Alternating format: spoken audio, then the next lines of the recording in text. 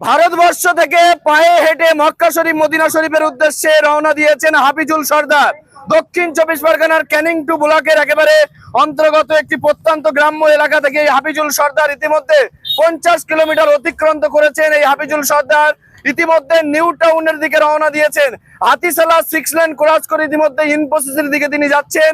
এবং এই হাফিজুল সর্দার তিনি কিন্তু এর আগে বহু দেশে গিয়েছেন সাইকেলে করে এবং বৃক্ষরোপণ করতে করতে তিনি কিন্তু যাচ্ছেন। আমার পাশে রয়েছেন হাফিজুল সর্দার, মাওলানা রেজাউল করিম সাহেব, আরেক হাফিজুল ভাই। এবং এই হাফিজুল সর্দার ইতিমধ্যে একেবারে নিউ টাউন কলকাতার দিকে যাচ্ছেন এবং ফুরফুরা শরীফ হয়ে তিনি কিন্তু বিভিন্ন দেশ অতিক্রান্ত করে তিনি কিন্তু যাবেন মক্কা শরীফ মদিনা শরীফের দিকে। এবং সেই হাফিজুল সর্দার কি বলছেন আমাদের ক্যামেরার মুখোমুখি হয়ে যেমন শোনাবো, এবং এই সঙ্গী সাথীরা যারা রয়েছেন তারা কি বলছেন যেমন শোনাবো। তার পাশাপাশি এই হাফিজুল সর্দারের কি চিন্তা ভাবনা নিয়ে মক্কা শরীফ মদিনা শরীফে যাওয়া পায়ে হেঁটে কি বলছেন হাফিজুল সর্দার শোনাবো আপনারা। হাফিজুল ভাইয়ের সঙ্গে কথা বলি। ভাই, কি ভাবনা নিয়ে এই মক্কা শরীফ মদিনা শরীফের উদ্দেশ্যে যাওয়া? আমি 2020 সালে আমি নিয়ত করেছি পায়ে হেঁটে মক্কা মদিনার উদ্দেশ্যে রওনা দেবো। যেদিন আমার বাবা মারা যায়, বাবা মারা যাওয়ার পরে আমি নিয়ত করেছিলাম যে মুসাফির অবস্থায় আমি পায়ে হেঁটে হেঁটে মক্কা মদিনার উদ্দেশ্যে রওনা দেবো, এবং সেই সাথে পরিবেশ রক্ষার একটা প্রচার নিয়ে বৃক্ষরোপণ করতে করতে আমি এই রাস্তায় যাব।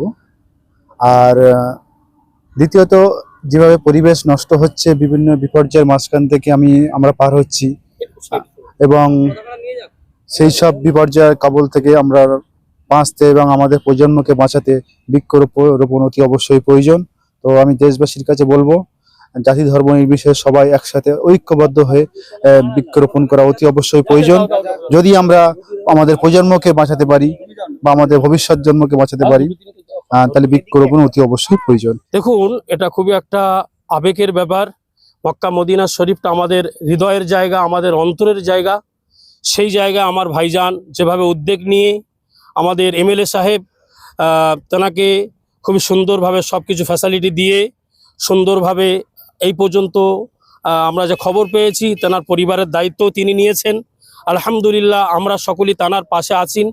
এবং উনি যেভাবে উদ্যোগ নিয়ে মক্কা মদিনা শরীফে রওনা হয়েছেন, ইনশাআল্লাহ 7 মাসের ভিতরে ওনার প্রত্যেক দিনের যে রুলস আছে যত কিলোমিটার হাঁটার, সেই অনুযায়ী উনি ইনশাআল্লাহ শুরু করেছেন। তো আশা করি উনি 7 মাসের ভিতরে মক্কা শরীফ পৌঁছে যাবেন। এবং আমার সোনার নবী রওজা মোবারকে তিনি গিয়ে আমাদের সকলের পক্ষ থেকে যারাই সোশ্যাল মিডিয়ায় দেখছেন এবং আপামর জনগণ যারাই দেশ বিদেশ থেকেই দেখছেন, সকলের জন্য সালাম পৌঁছিয়ে দেবেন এই আশা করছি। এবং ভাইয়ের কাছে আমি অনুরোধ রাখবো, সকলের জন্য আপনি সালাম পৌঁছিয়ে দেবেন। এবং বিশেষ করে যে যে দেশ থেকে উনি পাড়ি দেবেন, যে যে জেলা থেকে উনি পাড়ি দেবেন, আপনারা সকলে একটু খেয়াল রাখবেন, ওনার পাশে দাঁড়াবেন, ওনাকে একটু হেল্প করবেন।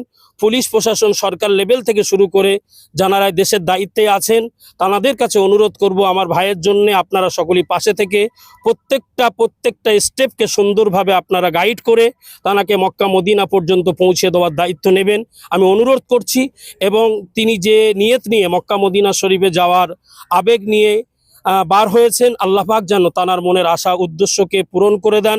আমরা সকলেই জানি এখন বর্তমান সময় পানির জাহাজ আছে, ফ্লাইট আছে, আপনার 24 ঘন্টার ভিতরে মক্কা মদিনা পৌঁছে যাওয়া যায়, 12 ঘন্টা 14 ঘন্টার ভিতরে পৌঁছে যাওয়া যায়। খরচটা অনেকটাই পড়ে, কিন্তু ভাইজান নিয়ত করেছেন পায়ে হেঁটে যাবেন। এর আগে শিহাব চতুর সাহেব তিনি ঘুরে এসছেন এবং অনেক নজির আছে। আমি অনুরোধ করব, যানারাই পায়ে হেঁটে গিয়েছেন, আল্লাহ পাক তানাদের হজকে কবুল করেছেন। এবং যানারাই প্লেন, ফ্লাইট এবং পানির জাহাজে যে কোনো প্রকারে গিয়েছেন, আল্লাহ পাক সকলের হজ ওমরাকে কবুল করেন।